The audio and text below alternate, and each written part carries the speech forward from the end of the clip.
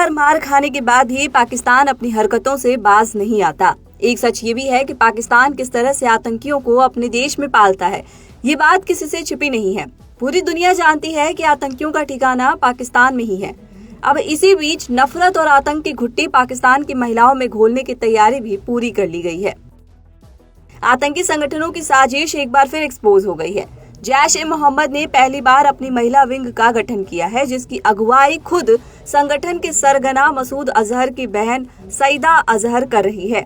महिलाओं को शामिल कर जैश खुफिया जानकारी जुटाने, फंडिंग और हमलों में नई रणनीति अपना रहा है। चूंकि महिलाएं सुरक्षा जांच में कम संदेह पैदा करती हैं और वे प्रभावी हथियार बन सकती हैं, इसलिए अब जैश ने महिलाओं को निशाना बनाना शुरू कर दिया है। ये कदम जैश के कमजोर होते आतंकी नेटवर्क को फिर से मजबूत करने की कोशिश के रूप में देखा जा रहा है।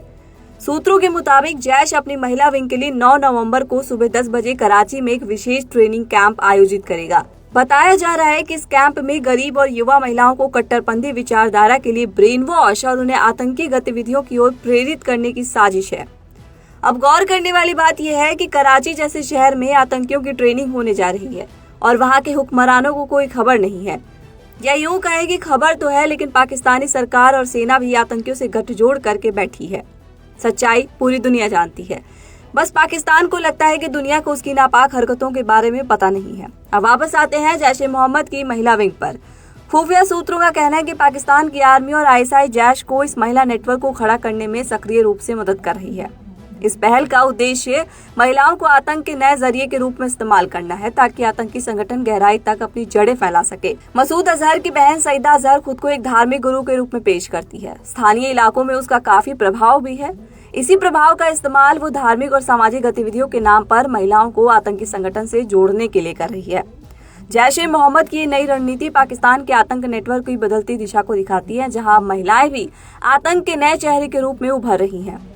पाकिस्तान औपचारिक तौर पर जैश-ए-मोहम्मद जैसे संगठनों को प्रतिबंधित बताती है। हालांकि हालिया घटनाओं से साफ है कि इस्लामाबाद इन आतंकी नेटवर्कों को खुली छूट और खुले तौर पर समर्थन दे रहा है। ऑपरेशन सिंदूर में कई आतंकियों के मारे जाने के बाद भी, आतंकी ठिकानों के मटियामेट हो जाने के बाद भी पाकिस्तान अपनी नापाक हरकतों से बाज नहीं आ रहा। अब सईदा अजहर भी अपने भाई मसूद अजहर की राह पर निकल पड़ी है। भारतीय खुफिया एजेंसियां सीमा वाले इलाकों में निगरानी बढ़ा चुकी है। जम्मू कश्मीर और अन्य संवेदनशील इलाकों में महिला आतंकवादियों की घुसपैठ पर कड़ी नजर है। भारतीय सुरक्षा बलों ने सीमावर्ती इलाकों में कड़ी निगरानी शुरू कर दी है। फिलहाल इस वीडियो में इतना ही। देश दुनिया की बाकी खबरों को देखने, जानने, समझने के लिए सब्सक्राइब कीजिए कड़क।